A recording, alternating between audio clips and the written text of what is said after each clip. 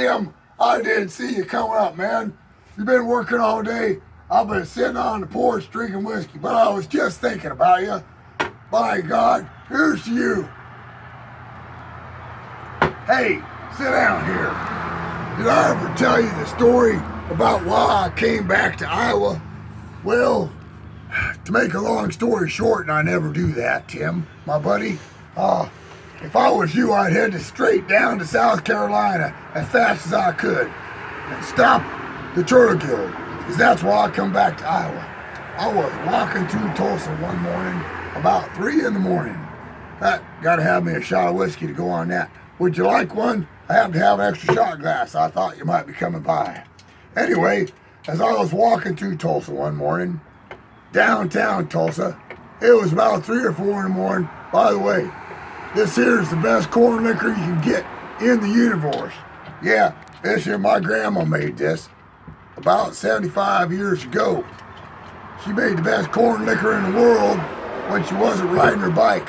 She had a 48 knucklehead. She was a big bad biking mama. Anyway, that's another story for another day. Here you go, Tim.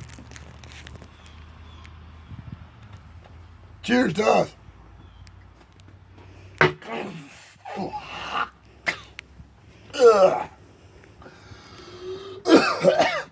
Anyway, like I was saying, I was walking through Tulsa one morning. It was about 3 or 4 in the morning. I was having a good old time and came across this old boy. He was all upset. And he says to me, "Mister, can you help me?" I said, "Well, sure, because you know, I will help anybody. I'm from Wild, Iowa, the wildest place on earth. I'll help anybody anytime I can." So I says, "Yeah, what do you need, buddy?" He says, "Well," and he held up a pint of whiskey, just a pint.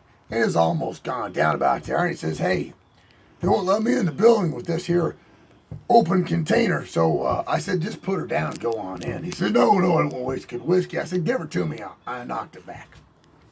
He buffed up on me and he says, "Hey, I'm going to kick your ass," because that was the last whiskey I said, "Hey, partner, wait up there, man. I was doing you a favor. I'm trying to help you out here. How about before we knuckle dust, because I'm going to hurt you. You know I will. I'm fast as lightning.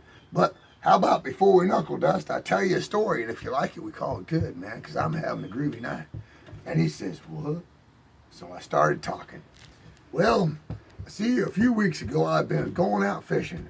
I was standing 50 miles outside of Tulsa, driving my 66 GMC 3/4 ton with the 305 V6 in it, and I'm putting along on a level B, and by God, I come upon about a 48 Ford.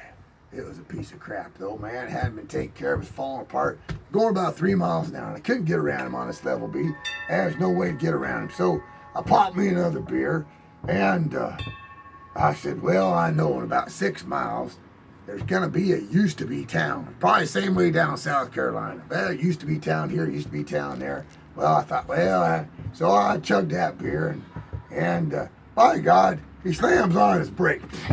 Bah. I thought, what the hell? He's gonna get sick or pass out or something. Well, the door opens, this old redneck falls out on the ground and throws a whiskey ball back behind, crawls around the front of his truck, and by God, he comes back around, he's got this little box turtle in his hands, gets around the back, and he grabs this box out of the back made out of lath, and he throws that turtle in there, and I thought, what the hell is going on here?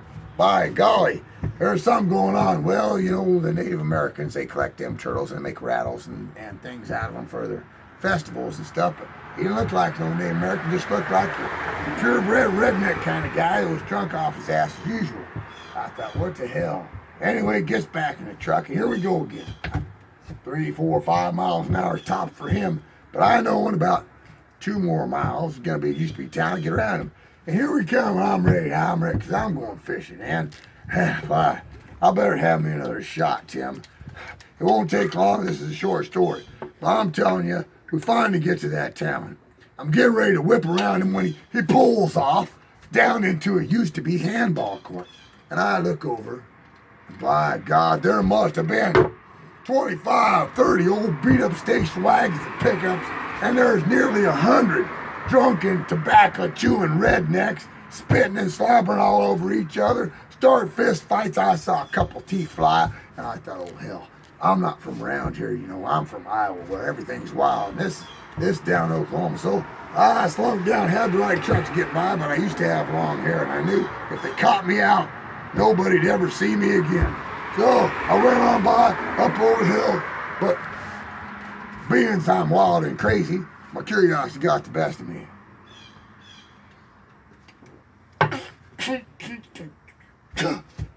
Anyway, by golly, down. Given there's snakes and tarantulas and scorpions, but I'd had a couple beers and I drink a bit, you see. I belly crawled up the hill. I had to see what's going on. I looked down there, and there's all about, somebody blew a whistle about that time. They all put on hunting vests. And I noticed them hunting vests had all the shell holders taken out. They had big pockets sewed on them. Then they blew the whistle again. They all went to their vehicles. And by God, they all had them boxes made of lath in the back. And they started taking them little box turtles out, shoving them in their pockets. I didn't know what was going on, but I thought, I better see what the heck's going on.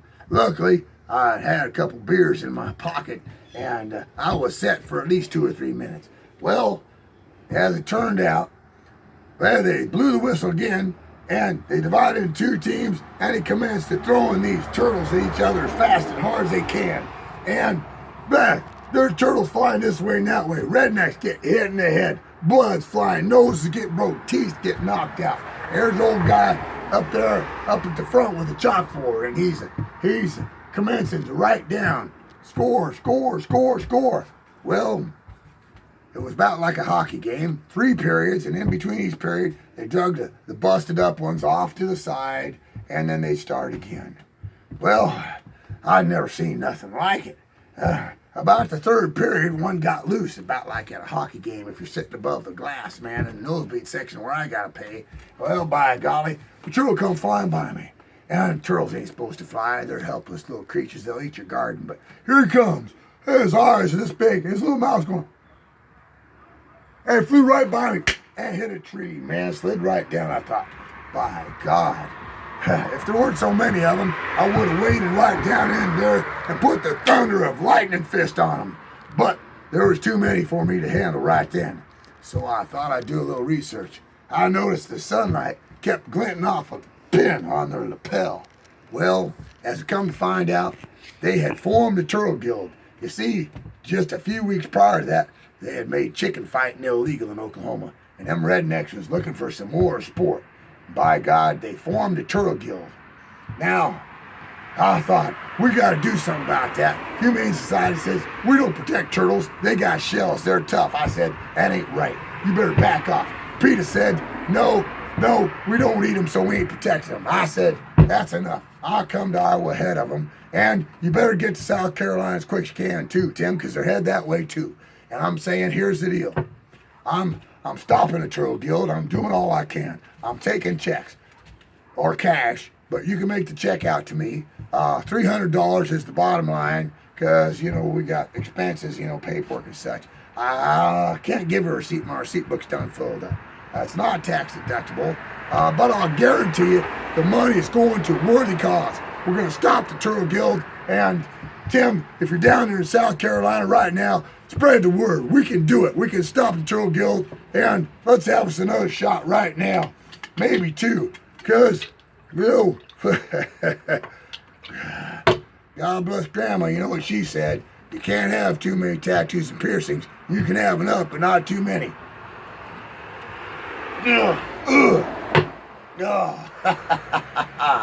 That's all for now, folks. It is I, Giovanni Heinrich Sanchez, signing off. Please subscribe. I need subscribers.